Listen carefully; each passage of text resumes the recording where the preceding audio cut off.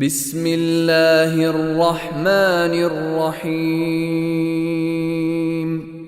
ألم نشرح لك صدرك ووضعنا عنك وزرك الذي أنقض ظهرك ورفعنا لك ذكرك فإن مع العسر يسرا إن مع العسر يسرا فإذا فرغت فانصب وإلى ربك فارغب. الحمد للہ رب العالمین نحمدہ نصلی علی رسولہ الکریم فاعوذ باللہ السمیع العلیم من الشیطان الرجیم من حمزہ ونفثہ ونفخہ بسم اللہ الرحمن الرحیم ربی زدنی علما اللہم ربی زدنی علما رب اشرح لی صدری ویسر لی امری واحلل عقدۃ من لسانی یفقہوا قولی اللہم اجعلنا منہم من الذین آمنوا وعملوا الصالحات وتواصوا بالحق وتواصوا بالصبر آمین یا رب العالمین. اللہم افرغ علینا صبرا وتوفنا مسلمین آمین یا رب العالمین. اللہم نور قلوبنا بالقرآن یا ارحم الراحمین آمین یا رب العالمین. اللہم ثبتنی عند الموت لا الہ الا اللہ آمین یا رب العالمین. ثم اما بعد، السلام علیکم ورحمۃ اللہ وبرکاتہ. تمام طرح کی تعریفیں اس واحد معبود برحق اللہ عز و جل کو لائق و زیبا ہیں جس نے ہمیں مسلمان بنا کر پیدا کیا. لاکھوں کروڑوں ہزاروں شکرانے کے سجدے اور سر تسلیم خم اس واحد معبود برحق کے آگے جس نے ہمیں توفیق دی کہ ہم قرآن کو سمجھ کر پڑھ سکے، ورنہ ہم اس کے اہل نہ تھے. لاکھوں کروڑوں درود تمام انبیاء اور خاص کر آخری نبی پیغمبر مصطفیٰ صلی اللہ علیہ وسلم پر اور ان کی آل اور ان کے اصحاب پر. انشاءاللہ تعالی آج اللہ کے اذن سے ہم سورۃ الانشراح پڑھیں گے. بسم اللہ الرحمن الرحیم. اس سورہ میں 1 رکوع ہے، 8 آیات ہے، 27 کلمات ہے اور 103 حروف ہے، اور یہ سورہ نمبر 94 ہے، 94، اور یہ مکی سورہ ہے. اب اس سورہ کا جو پہلا آیت ہے، پہلی آیت کا ہم پہلا لفظ دیکھیں گے، وہ ہے آ، جو ہوتا ہے سوال کے لیے استفہام کیا. لم نہیں میں معنی کیا جاتا ہے، نہیں. نش راہ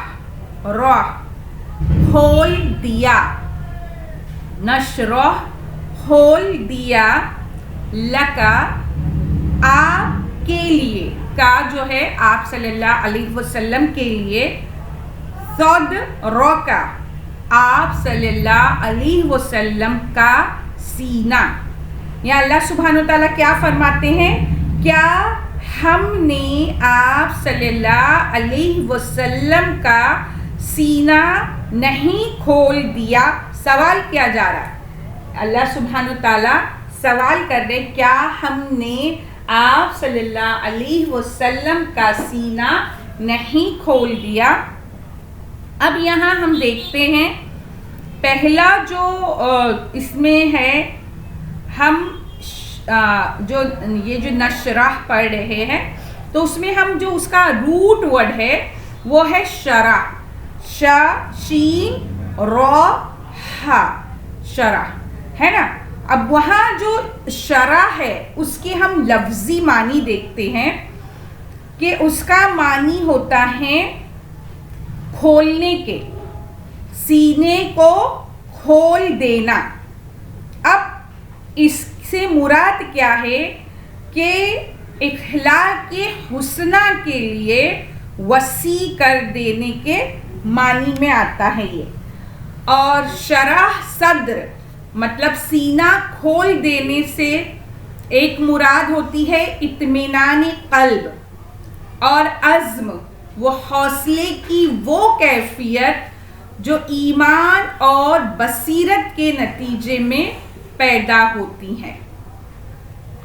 پھر اس کے بعد ہم دیکھتے ہیں سینہ کھول دینا میں جو ہے اس کے معنی سینے کا منور اور فراخ ہو جانا کہ حق واضح ہو جائے اور دل میں سما جائے، ایک معنی یہ کی جاتی ہے. اور شرح صدر میں مطلب کسی بات، نظریہ، عقیدہ، معاملہ انسان کو پوری طرح سمجھ آئے، کوئی شک و شبے کا ابہام باقی نہ رہے اور انسان کو جو کچھ سمجھ میں آئے اس پر اسے یقین اور اطمینان حاصل ہو جائے. یہ ہے شرح صدر کے لیے. اب ہم دیکھتے ہیں یہاں پر کہ اللہ سبحانہ تعالیٰ نے مطلب چوڑا کشادہ کیا، رحمت و کرم والا کر دیا اللہ رسول اللہ صلی اللہ علیہ وسلم کے سینے کو. اب یہ کیا گیا ہے اور یہ کیوں کیا جاتا ہے؟ اللہ سبحانہ تعالیٰ سورہ انعام آیت نمبر 125 میں فرماتے ہیں، وہ جس شخص کو اللہ ہدایت دینے کا ارادہ کرتا ہے اس کا سینہ اسلام کے لیے کھول دیتا ہے. یہ بات ہے جو ہمیں سورہ انعام میں پتہ چلتی ہے. پھر ابھی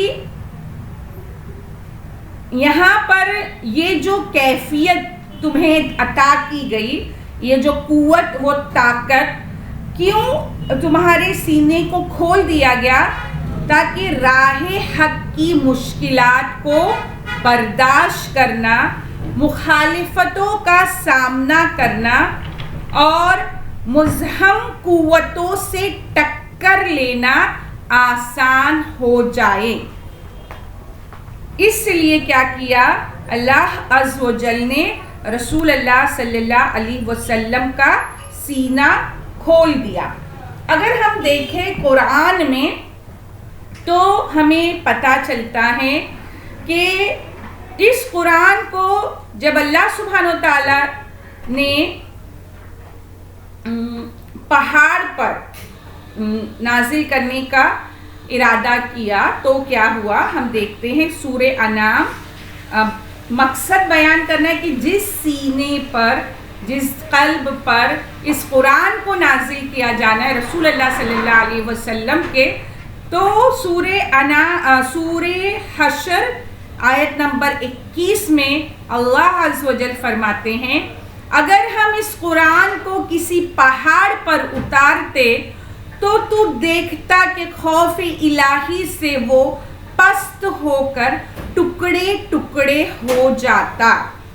پھر اس کے بعد اللہ عز و جل سورہ مزمل میں آیت نمبر 5 میں فرماتے ہیں، یقیناً ہم تجھ پر بہت بھاری بات عنقریب نازل کریں گے، اِنَّا فَنُلْقِي عَلَيْكَ قَوْلًا ثَقِيلًا.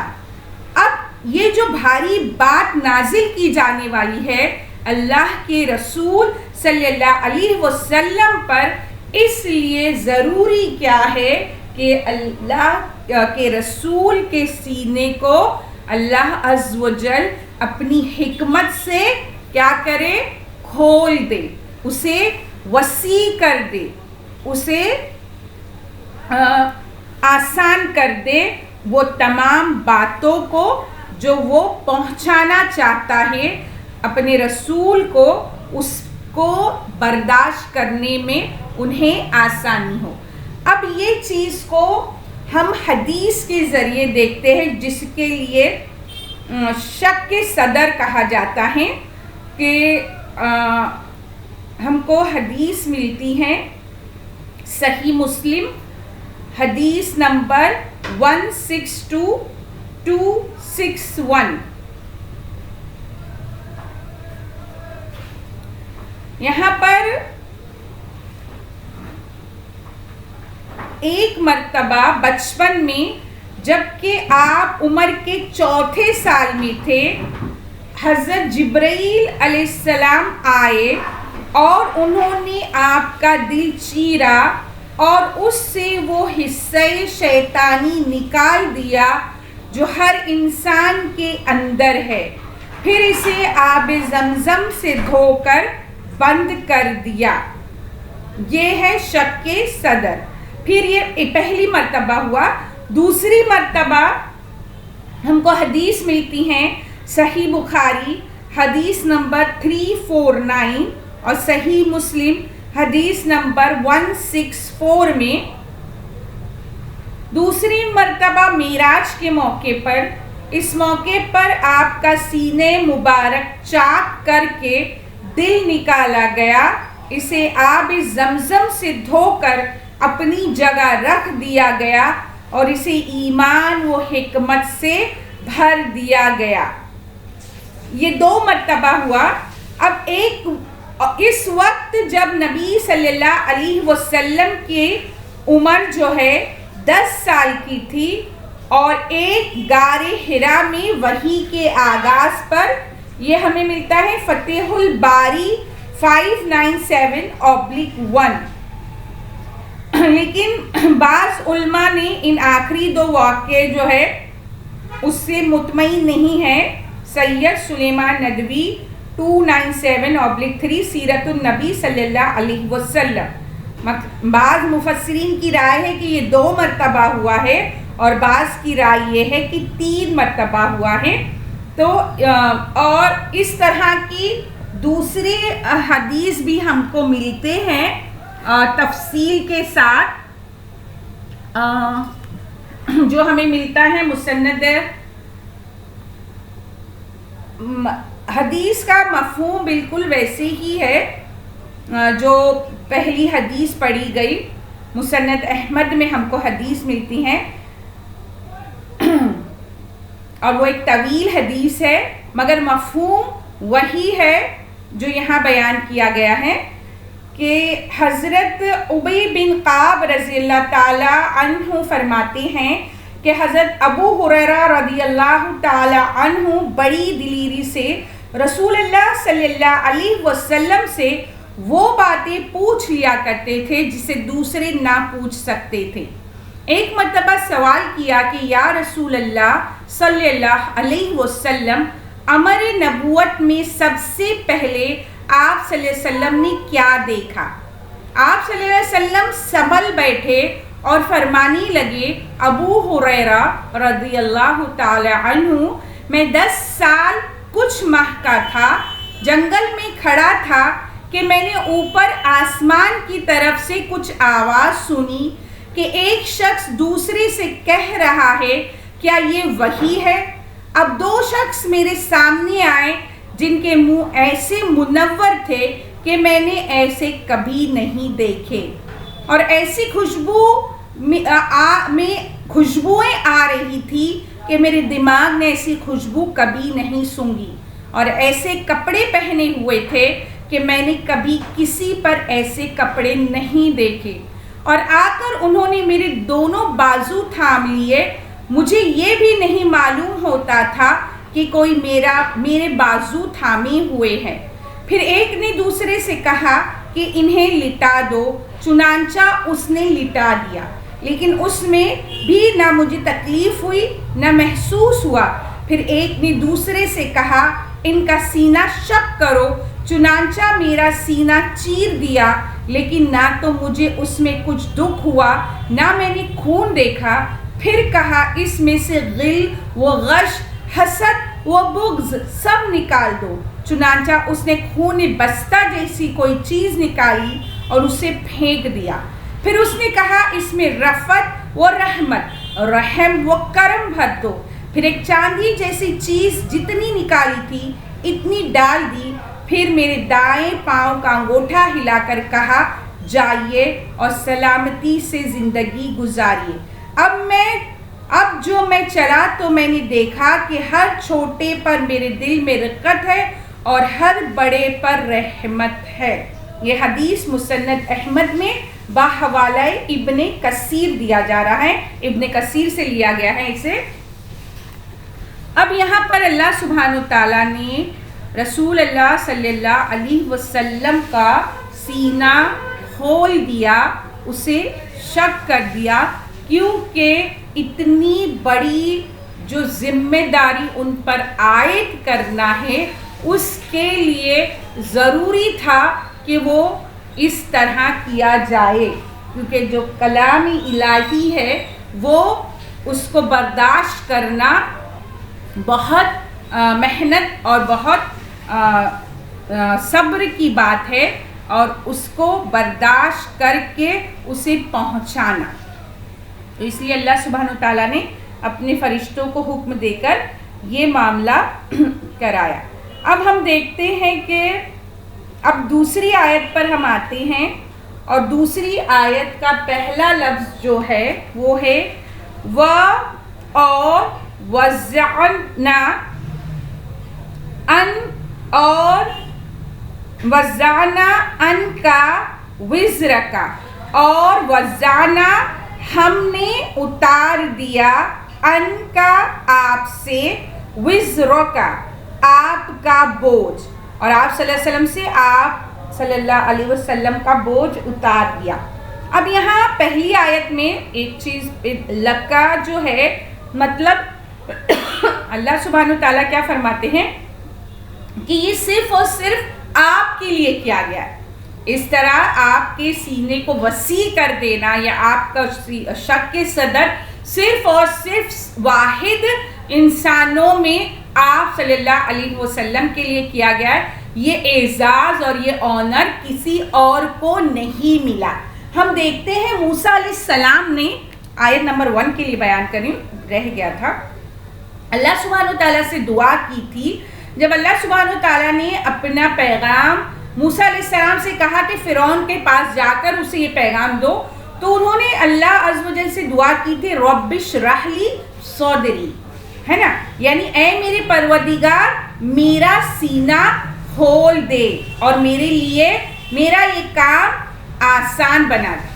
تو اللہ سبحانہ تعالیٰ یہاں پر بیان کیا کرے کہ یہ جو سینہ کھول دیا گیا ہے یہ رسول اللہ صلی اللہ علیہ وسلم کے لیے کھول دیا ہے, اور یہاں موسیٰ علیہ السلام کے لیے جو ان کی زبان کی لکنت تھی اللہ سبحانہ تعالیٰ نے اس کو دور کیا ان کی دعا سے. تو یہ جو ہے اعزاز اور یہ جو آنر ہے وہ رسول اللہ صلی اللہ علیہ وسلم کو حاصل ہوا ہے. پھر اب یہاں پہ کہا جا رہا ہے کہ ہم نے آپ سے آپ کا بوجھ اتار دیا. اب ہم یہاں پر دیکھتے ہیں پہلے وزرا, جو وزرا کے لفظی معنی ہوتے ہیں بوجھ کے, اور نقص زہر,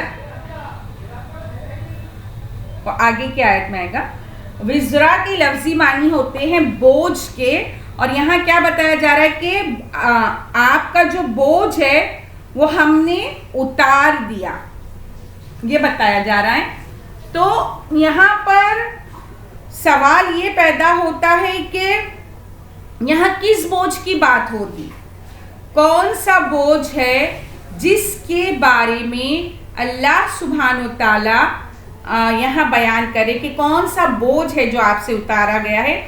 تو اس بوجھ کے بارے میں مفسرین کے تقریباً 7 اقوال آتے ہیں. جو بوجھ ہیں وہ کس کس طرح سے تھا اور اس کے معنی الگ الگ کیے گئے ہیں. پہلا بوجھ وہ تھا کہ جب رسول اللہ صلی اللہ علیہ وسلم اپنے آس پاس جو گمراہی پھیلی ہوئی تھی، ابھی وزر کا جو ہے آپ کا جو بوجھ ہے اس کے لیے ایک رائے یہ ہے کہ جس وقت آپ صلی اللہ علیہ وسلم اپنے معاشرے میں بڑھتے ہوئے گناہوں کو دیکھ رہے تھے اور اس گناہ کے بوجھ تلے وہ دبے جا رہے تھے اور کوئی راستہ نہیں تھا کہ وہ اس گناہوں کا سلسلہ جو ہے اسے کس طرح روکا جائے یا کس طرح ختم کیا جائے. لڑکیوں کو پیدا ہوتے ہی دفن کیا جاتا تھا، پھر اس کے بعد عورتوں کے حقوق ادا نہیں کیے جاتے تھے، اس کے علاوہ بت پرستی، شرک اور ایسی تمام باتیں اس معاشرے میں تھی، اور ان تمام چیزوں کو دیکھتے ہوئے رسول اللہ صلی اللہ علیہ وسلم بہت سخت بوجھ محسوس کرتے تھے اور غار حرا میں اکیلے جا کر اللہ کی تلاش کہ ان تمام مسئلوں کا حل کیا ہوگا. تو وہ ایک بوجھ تھا. پھر دوسرا بوجھ جو بتایا جاتا ہے، کچھ مفسرین نے اسے اس بوجھ سے بھی تعبیر کیا ہے کہ وہ بوجھ جو اب میں آیت پڑھ کے بتاتی ہوں، اس کے لیے ہم کو سورہ فتح میں آیت نمبر 2 ہے، تاکہ جو کچھ تیرے گناہ آگے ہوئے اور جو پیچھے سب کو اللہ تعالیٰ معاف فرمائے. مطلب یہ وہ بوجھ ہے. یہاں پر اللہ سبحانہ تعالیٰ اللہ کے رسول صلی اللہ علیہ وسلم نے کوئی گناہ نہیں کیے ہیں، وہ اللہ سے ڈر کر اپنی زندگی گزارے ہیں. اور مطلب اللہ سبحانہ تعالیٰ کیا بتا رہے کہ کوئی بھی اگر ایسا خیال بھی ہو یا کوئی بھی ایسا خدشہ ہو یا کوئی بھی ایسا جسے رسول اللہ صلی اللہ علیہ وسلم اپنے آپ میں یہ کرے، جیسے ہم عبسہ و تولیٰ میں دیکھتے ہیں کہ لگے کہ یہ کہیں مجھ سے گناہ ہو گیا، تو وہ جو بوجھ تھا وہ بوجھ سے اللہ سبحانہ تعالیٰ نے انہیں کیا کہا کہ وہ میں تم سے ہٹا دوں گا، وہ تمہاری گناہ معاف ہو جائے گی. پھر اس کے بعد جو اتنا بڑا پیغام پہنچانا ہے، کار نبوت و تبلیغ، یہ جو اتنا بڑا بوجھ ہے کہ ایک پیغام کو لے کر مشرکین مکہ، منافقین، قریش، ہر جگہ اہل کتاب سب کے پاس جانا اور اسے ڈیلیور کرنا ایک بہت بڑا بوجھ تھا. اس کے لیے اللہ سبحانہ تعالیٰ نے کیا کیا کہ ہم اسے بھی ہلکا کر دیں. پھر اب جب یہ پیغام پہنچایا جائے گا تو اس کی راہ میں مشکلات آئے گی، ان مشکلات کو سہنا پڑے گا. لوگوں نے آپ صلی اللہ علیہ وسلم کو کیا کچھ نہیں کہا، مجنون کہا، نعوذ باللہ من ذالک، دیوانہ کہا، ساحر کہا، جادوگر کہا، ہر طرح سے ان کا مذاق اڑایا. جب وہ دین حق لے کر، اس کلام کو لے کر اپنی ہی قبیلے، اپنی ہی لوگوں میں پہنچے تو انہیں طرح طرح کے نام دیے گئے. تو وہ جو راہ میں جو مشکلات تھی، اس مشکلات کو برداشت کرنے کے لیے اللہ سبحانہ تعالیٰ نے کیا کیا کہ انہیں حوصلہ دیا، انہیں صبر دیا، انہیں استقامت دی. اس سے کیا ہوا کہ وہ یہ دعوت کا کام، یہ تبلیغ کا کام کرنے میں ان کے لیے آسانیاں پیدا فرما دی. تو یہ جو تمام آسانیاں اللہ سبحانہ تعالیٰ نے اپنے رسول صلی اللہ علیہ وسلم کے لیے کی، تو یہ کیا ہے کہ یہ وہ اعزاز ہے، یہ وہ آنر ہے کہ اللہ سبحانہ تعالیٰ نے کہا کہ وہ جو بوجھ ہے، جو تمہارے مخالف ہے، جو تمہارے دشمن ہیں، ان سے نپٹنا، ان سے ڈیل کرنا ہم تمہارے لیے آسان کر دیں گے، اور اس طرح تم پر سے وہ بوجھ اتار نہیں دیا. اللہ سبحانہ تعالیٰ کیا پوچھتے ہیں؟ اور آپ صلی اللہ علیہ وسلم سے آپ صلی اللہ علیہ وسلم کا بوجھ اتار دیا. تو یہ بوجھ کے لیے مطلب مفسرین کی اختلاف رائے، مطلب ہر ایک نے اپنا یہ رکھا ہوا ہے کہ بوجھ کی یہ الگ الگ قسمیں ہیں کہ جس وقت آپ صلی اللہ علیہ وسلم نے اپنی ہی اہل خانہ کو دعوت دی، تبلیغ کی، تو وہ ان کے دشمن بن گئے، ان کے جان کے در پہ ہو گئے. اس کے باوجود وہ ایمان نہیں لا رہے تھے، تو آپ صلی اللہ علیہ وسلم اتنا زیادہ گھلنے لگے، اتنے زیادہ پریشان ہونے لگے کہ کہیں وہ اپنے آپ کو ہلاک نہ کرتے. تو یہ جو بوجھ ہے اللہ سبحانہ وتعالیٰ نے ان سے کس طرح اتارا کہ آپ کا کام کیا ہے؟ آپ کا کام صرف پہنچا دینا ہے. آپ کسی کو ہدایت نہیں دے سکتے اور نہ آپ کسی پر داروغہ ہے. تو اس طرح قرآن کی آیاتوں کے ذریعے ہی ہمیں پتہ چلتا ہے کہ اللہ سبحانہ وتعالیٰ نے آپ صلی اللہ علیہ وسلم سے اس بوجھ کو ہٹا دیا. پھر اس کے بعد آگے کی آیت میں اللہ سبحانہ وتعالیٰ فرماتے ہیں کہ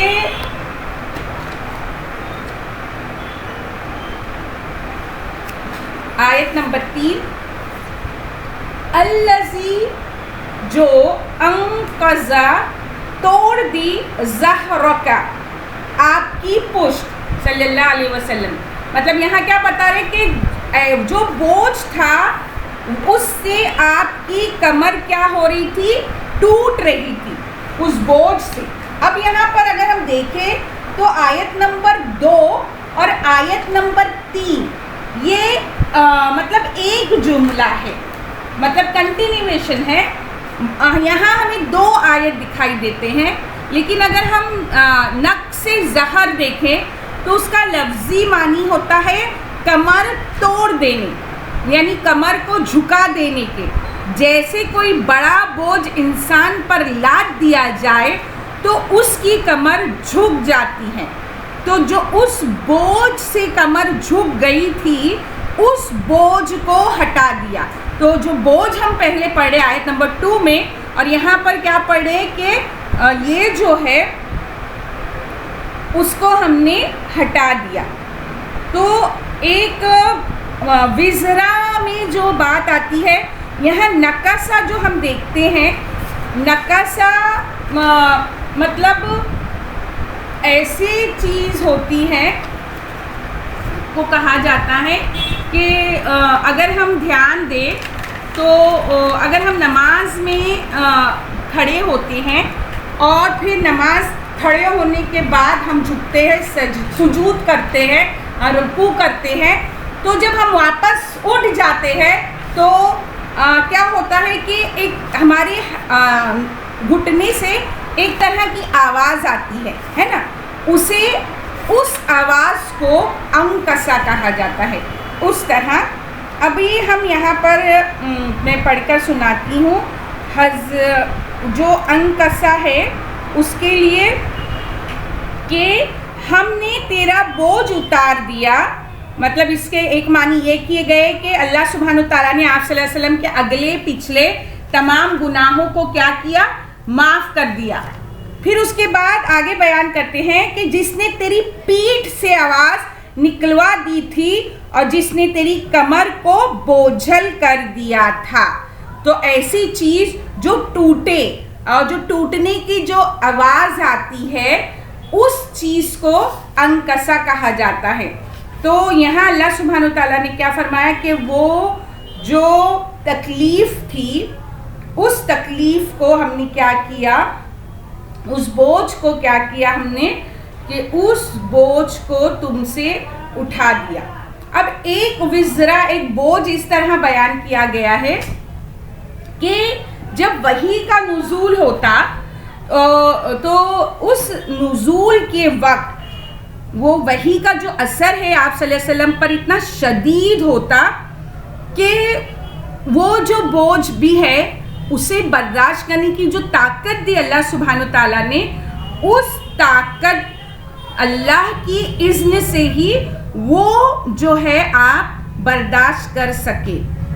پھر اس کے بعد کہ پوری اب کیا ایک بوجھ یہ بھی ہے کہ جب رسول اللہ صلی اللہ علیہ وسلم کو یہ پتہ چل گیا کہ اللہ کے یہ رسول جو ہے وہ خاتم النبیین ہے، اب ان کے بعد کوئی رسول نہیں آئے گا، یہ پوری دنیا تک جب تک دنیا رہے گی اس تک یہی رسول رہیں گے. تو یہ ایک بہت بڑا بوجھ تھا, ایک بہت بڑی ذمہ داری تھی. تو آپ پر جو ذمہ داری کیا تھی کہ ساری دنیا میں کلمہ حق پھیلانا اور کفر و شرک کو مٹا کر خلق خدا کو توحید پر جمع کرنے کی جو ذمہ داری تھی.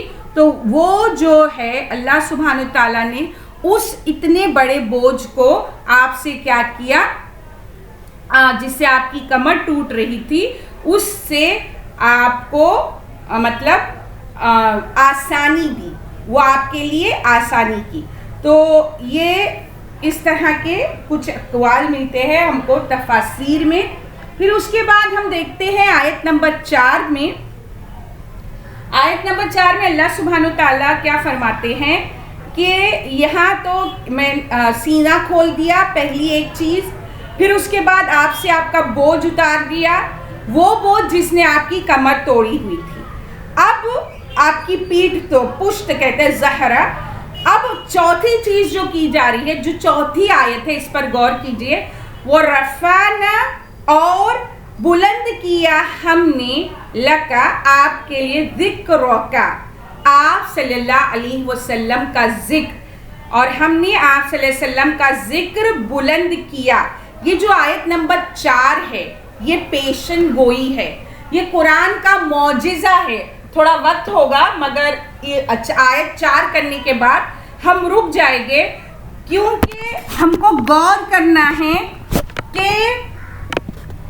یہ جو آیت نمبر 4 ہے یہ اللہ سبحانہ تعالیٰ کیا فرماتے ہیں کہ یہ وہ قرآن کا معجزہ ہے, وہ پیشن گوئی ہے جو آپ صلی اللہ علیہ وسلم کو دی جا رہی ہے. اور یہ صرف اور صرف لکا کس بات کو بتاتا ہے کہ صرف اور صرف آپ کے لیے یہ آنر ہے, صرف آپ صلی اللہ علیہ وسلم کے لیے یہ اعزاز ہے کہ یہ آپ کا جو نام ہے وہ بلند ہوگا.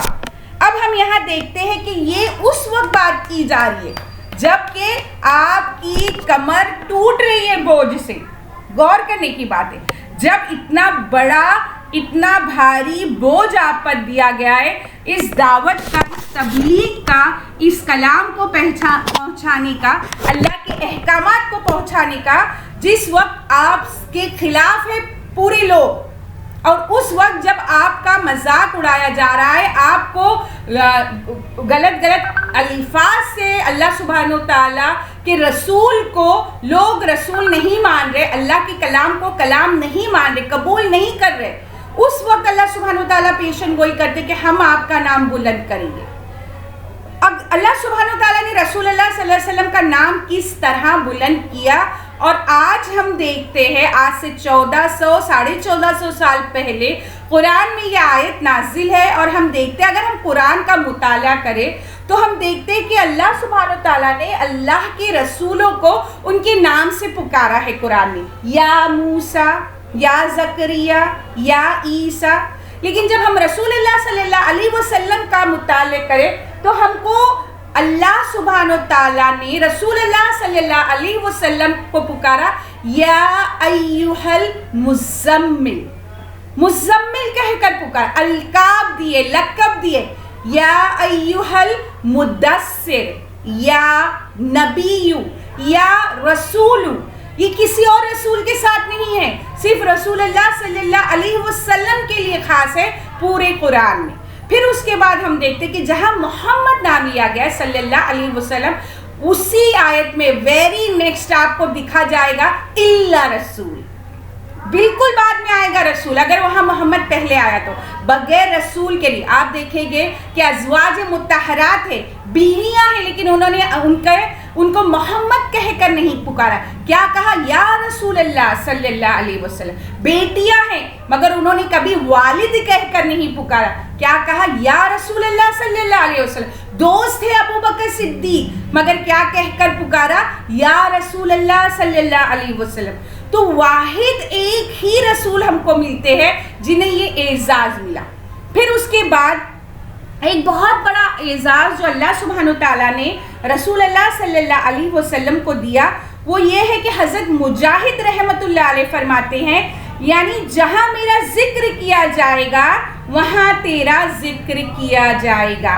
جیسے اشہدو ان لا الہ، جب وہ کوئی داخل ہوگا تو وہ الا اللہ و اشہدو ان محمد رسول اللہ، مطلب ایمان میں داخل ہونے کے لیے آپ کو اللہ کے بعد رسول اللہ صلی اللہ علیہ وسلم کا نام ضروری ہے. قتادہ رحمۃ اللہ علیہ فرماتے ہیں کہ دنیا اور آخرت میں اللہ نے آپ صلی اللہ علیہ وسلم کا ذکر بلند کیا.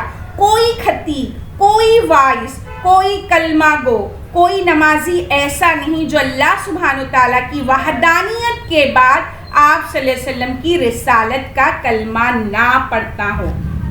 یہ ہے رسول اللہ صلی اللہ علیہ وسلم کا ذکر بلند کرنا. اب ہم دیکھتے ہیں کہ جو ذکر ہے اس کا ایک مطلب ہوتا ہے شہرت، مطلب شہرت، بلکہ اس میں کیا ہوتی ہے، ایک ایسا اس میں ایک بشارت پوشیدہ ہے، ایک ایسی بشارت جو اللہ سبحانہ وتعالیٰ نے دی ہے کہ وہ اس میں پوشیدہ ہے. مطلب آپ صلی اللہ علیہ وسلم کا ذکر و مبارک بلند سطح پر ہوگا، آپ صلی اللہ علیہ وسلم کی رسالت کا چرچا عام ہوگا، آپ صلی اللہ علیہ وسلم کا نام نہایت ادب و احترام کے ساتھ لیا جائے گا. آپ صلی اللہ علیہ وسلم کی، آپ کی رسالت کی گواہی کے بغیر کوئی شخص بھی دین اسلام میں داخل نہیں ہو سکتا. اذان میں آپ کے نام کی صدا بار بار گونجتی رہے گی. کوئی نماز آپ صلی اللہ علیہ وسلم کے ذکر خیر سے خالی نہیں ہوگی. آپ صلی اللہ علیہ وسلم دنیا انسانیت کے نجات و دہندہ کہلائے گے. کوئی آپ صلی اللہ علیہ وسلم کو یتیموں کا ولی کہے گا تو کوئی غلاموں کا مولا. کہیں آپ صلی اللہ علیہ وسلم کا تذکرہ معلم، اخلاق اور کی حیثیت سے ہوگا تو تاریخ ساز انقلابی شخصیت کی حیثیت سے. کہیں آپ صلی اللہ علیہ وسلم سرور کے لقب سے پکارے جائیں گے تو کہیں رحمت العالمین کے لقب سے. قومیں آپ صلی اللہ علیہ وسلم کو ہادی اعظم کے نام سے یاد کرے گی اور علماء آپ کو نور مجسم کے نام سے. آپ صلی اللہ علیہ وسلم کی سیرت دلوں پر نقش ہوگی اور آپ صلی اللہ علیہ وسلم کی حیات طیبہ کے ذکر سے محفلیں مہک اٹھے گی. آپ صلی اللہ علیہ وسلم کی شان میں نعت پڑھنا لوگوں کے لیے باعث فخر ہوگا. اہل ایمان کو آپ صلی اللہ علیہ وسلم سے گہری عقیدت ہوگی اور روز صبح و شام آپ صلی اللہ علیہ وسلم کی خدمت میں ہدیہ درود و سلام پیش کرتے رہیں گے صلی اللہ علیہ وسلم. اس طرح اللہ سبحانہ وتعالیٰ نے پیشن گوئی کی اور اس پیشن گوئی کو آج ہم پورا ہوتا ہوا دیکھتے ہیں کہ اللہ سبحانہ وتعالیٰ نے معجزہ بتایا ہے قرآن کی اس آیت کا کہ اللہ کے رسول کا نام تمام دنیا کے میناروں ممبروں پر لیا جاتا ہے اور ہر کوئی اب ایک چاہتا ہے کہ ہم ہماری اولادوں کا نام محمد رکھے اور سب سے زیادہ رکھے جانے والے ناموں میں آج جو نام ہے وہ محمد آتا ہے صلی اللہ علیہ وسلم. اب یہاں پر اس 4 آیتوں میں ہم نے دیکھے شرح صدر، وضع وزر اور رفع ذکر. اب یہ 4 آیتوں کی تفسیر یہاں مکمل ہوتی ہیں. اس کے بعد ہم آگے انشاءاللہ تعالی کل 4 آیتیں کریں گے. 8 آیتیں ہیں اور جو ہم نے سیکھا اللہ سبحانہ وتعالی اس سے پر ہم کو عمل کرنے کی توفیق دے. اور قرآن ایک حدیث میں پڑھنا بھول گئی، ہم کو حدیث ملتی ہے ابن جریر میں اور یہ آیت نمبر 4 کے لیے ہے، وہ رفعنا لک ذکرک. حضور صلی اللہ علیہ وسلم کے پاس جبرائیل علیہ السلام آئے اور فرمایا کہ میرا اور آپ صلی اللہ علیہ وسلم کا رب فرماتا ہے کہ میں آپ صلی اللہ علیہ وسلم کا ذکر کس طرح بلند کروں. آپ صلی اللہ علیہ وسلم نے فرمایا خدا ہی کو علم ہے. فرمایا جب میں ذکر کیا جاؤں تو آپ صلی اللہ علیہ وسلم کا بھی ذکر کیا جائے. یہ حدیث قدسی ہے جو آیت نمبر 4 کے لیے تھی. اللہ سبحانہ تعالیٰ سے دعا ہے کہ وہ ہمیں ہر اچھے عمل کی توفیق عطا فرمائے اور ہر گناہوں کے عمل سے ہمیں دور رکھے، اور اللہ سبحانہ وتعالی ہمیں ثابت قدمی اور استقامت دے، قرآن کو سمجھ کر پڑھنے والا اور اس پر عمل کرنے والا بنائے، آمین یا رب العالمین۔ وآخر دعوانا الحمدللہ رب العالمین۔ السلام علیکم ورحمۃ اللہ وبرکاتہ۔ بسم اللہ الرحمن الرحیم۔ سبحانک اللہم نشہد ان لا الہ الا انت نستغفرک ونتوب الیک۔ بسم اللہ الرحمن الرحیم۔ ربنا تقبل منا انک انت السمیع العلیم وتب علینا انک انت التواب الرحیم۔ بسم اللہ الرحمن الرحیم۔ والعصر ان الانسان لفی خسر الا الذین آمنوا وعملوا الصالحات وتواصوا بالحق وتواصوا بالصبر۔ اللہم آمین۔